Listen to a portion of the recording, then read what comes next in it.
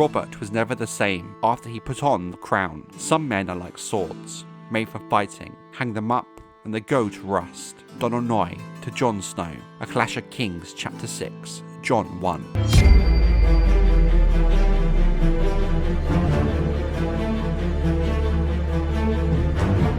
It would not take long for the new king of Westeros, Robert Baratheon, to face the first true test to his rule. 6 years after taking the crown, in the year 289 AC, Robert was forced to join forces with his Warden of the North, Eddard Stark, and his Warden of the West, Lord Tywin Lannister, to crush a rebellion by Balon Greyjoy, the Lord of the Iron Islands. The Ironborn were always very separate from the mainland, with Balon's logic being House Greyjoy swore fealty to Aegon the Conqueror, and not House Baratheon. The rebellion was a disaster for Balon. It lasted less than a year, and the Greyjoys suffered heavy losses that would be felt for the following decade. Robert and Ned Stark fought side by side for the first time since the Trident, during the Siege of Pike, after which the king knighted Jacelyn Bywater and Lord Jorah Mormont of Bear Island for their valour during the attack. Balon Greyjoy, the self-proclaimed king of the Iron Islands, submitted to Robert, who allowed the Iron Man to remain Lord of the Iron Islands, although Eddard Stark took Balon's heir and last surviving son Theon as a hostage. It should also be noted that Stannis Baratheon won a decisive sea battle off Fair Isle, which effectively destroyed the Iron Fleet, making the attack on the islands proper much easier.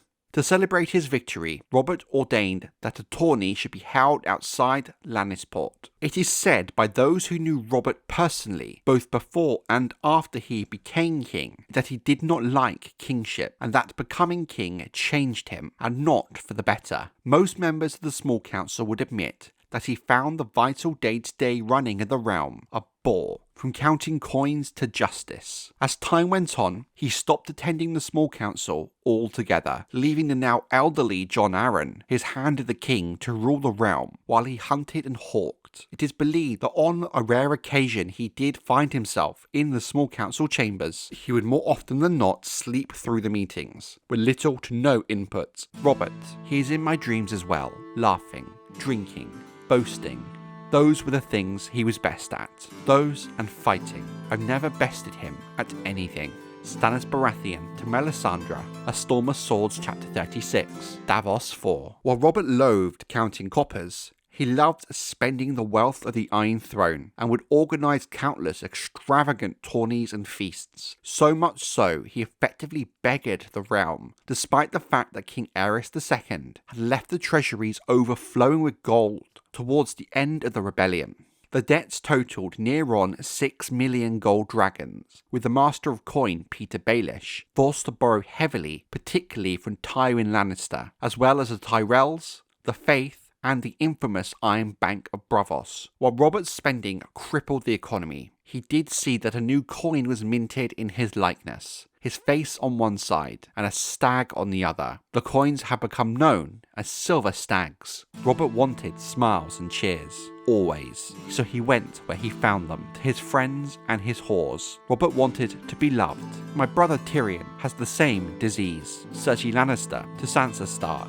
A Clash of Kings Chapter 52, Sansa 4. Robert was also found lacking as a father. It is said by many who served at court at this time that though Robert did love his eldest son and heir, Prince Joffrey, he did not have a close bond with the boy, with him finding many qualities in him displeasing. He particularly disliked that Joffrey always cried when he picked him up as a babe, while his countless bastard children gurgled at him happily. Nor was he fond of Joffrey's nature. There was one incident in which Joffrey cut open a pregnant cat to see if there were kittens inside its belly. He proceeded to then show his father what he had done. It is said that Robert hit the boy, knocking out 2 of his teeth. Robert struggled as king, and much preferred the winning of his crown than wearing it. So much so that he claimed he had dreamed and even considered giving up his crown. But with Joffrey, so unsuited and unprepared for rule, he dared not. It was said the thought of Joffrey on the throne, with Cersei whispering into his ear,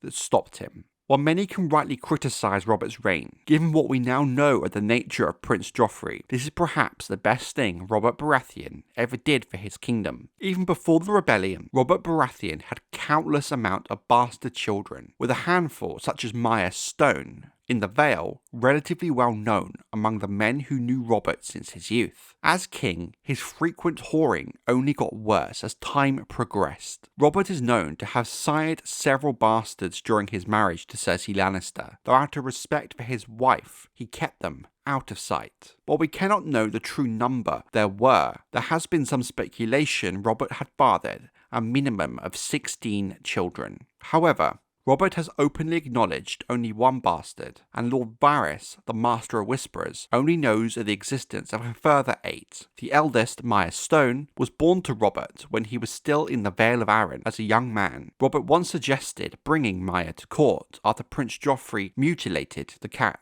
When Cersei threatened the girl's life if he did so, Robert is said to have beat his wife, but he did refrain from bringing Maya to court for the girl's own safety and sake. Another girl named Bella was conceived during Robert's rebellion, with a boy, Gendry, shortly after the rebellion had ended, to a worker in an alehouse in King's Landing. It is said that during the wedding of his younger brother Stannis to Lady Selyse of House Florent, Robert deflowered Delena, a cousin of Selyse, on the wedding bed. According to Robert himself, he was too drunk to know which bed it actually was. This coupling led to the birth of Edric Storm, the only openly acknowledged bastard of the king, given he was fathered on a highborn lady. It is said that Robert did actually enjoy visiting Edric at Storm's End, and he would have Lord Varys send the boy gifts on his birthday. According to Lord Peter Baelish, Robert also fathered twins on a serving woman at Casterly Rock, when Tywin hosted a tourney in 295 AC. Later during the tourney on Prince Joffrey's name day, Robert would win a Valyrian steel dagger from Lord Peter Baelish by betting against Jaime Lannister, who was defeated by Sir Loras to round the lists. Robert would also spend much time with his brother Stannis Baratheon, improving and building the royal fleet. The largest warship in the fleet is King Robert's